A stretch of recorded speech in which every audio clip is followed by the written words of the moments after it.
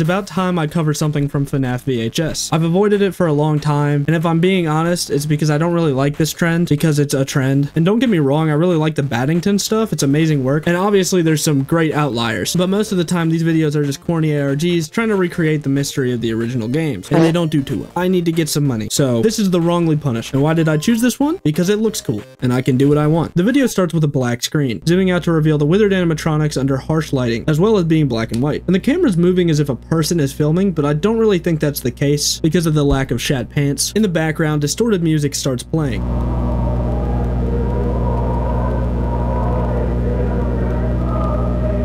That's probably my favorite cliche. I don't know why. I think it's just because, like, when I first started getting into horror as a kid, that's what scared me the most. We're given some really cool shots of the animatronics, and I really wanted to point out how disturbing the movement is. It's genuinely my favorite part of this whole thing. And I'm pretty sure this is Source filmmaker animation with a lot of filters over it, but it's pretty damn good. Not that Source filmmaker's bad, but I mean, it made this. These shots do such a good job at creating a disturbing atmosphere and really drawing out what makes the withered animatronics so creepy in the first place. Since we've known these characters for so long, the fear is kind of dissipated, but seeing them in this scenario reminds me that animatronics are creepy, man. I mean, look at this thing. But after that, we get to see Foxy. He's standing up in the original Cam 8 pose, but this time he's breaking it down. But when he's done hitting that shit, we get this shot.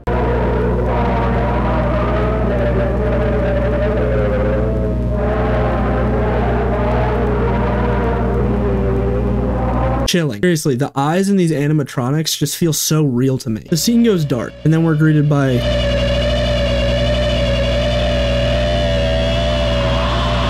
Bro, he has the fucking Among Us bone coming out of his neck. This is so dumb. The crewmate tries to touch us, and then after that, the marionette appears. I like this kind of spiritual way of portraying the puppet, but it's not just that. And that's because the video actually has captions. Let's start from the beginning. When the camera is focused on Chica, the captions read, "The smiling man lied and made us monsters. It's not fair.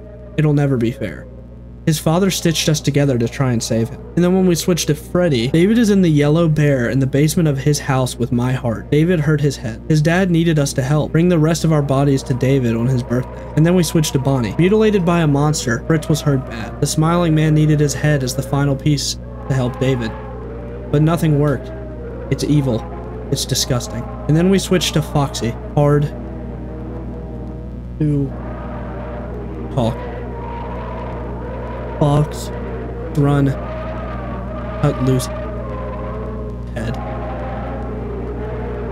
Subscribe to MuhKendric. We are sorry, Fritz. Fritz was hurt bad.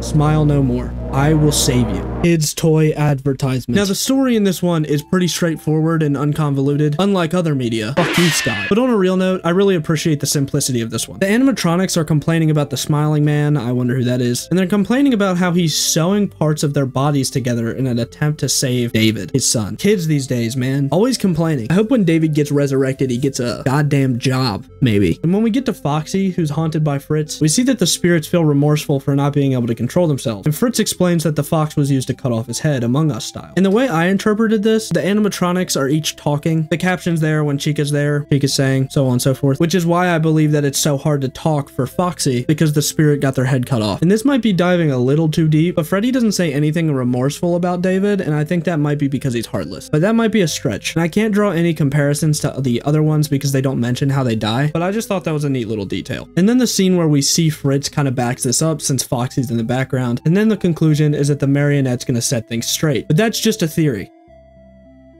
No. Did I like this one? Yes. Is it the best FNAF VHS? No. So the rating on this one is a little bit tough. I really like the visuals and the music, but I really don't like the implied gore, even though it's kind of a more realistic take on a serial killer like Afton. Though a detail I did really like is that the animatronics talk from the perspective of a child. And that's a lot different than how we see them acting in Ultimate Custom Night, where they're just adults. And that implies that this video would have been taken a lot earlier, probably closer to the murders. But another con is that the video obviously isn't scary, but let's be honest, most FNAF related media isn't about being scary anymore. But I'm gonna give this video a 6 out of 10. That's my official rating. Now, for the love of Christ, stop making FNAF VHS stuff. It's a beaten horse. You guys can make VHS tape stuff about other things, I promise. So guys, I usually don't get political on this channel, but I thought it would be important to say that we need to vote for Mung for president. Now, I know that Dung probably isn't gonna win, but we just need to play things safe, and we need to make sure that we're voting for Mung. If that's too niche of a reference, then I don't care, go watch Mung lol.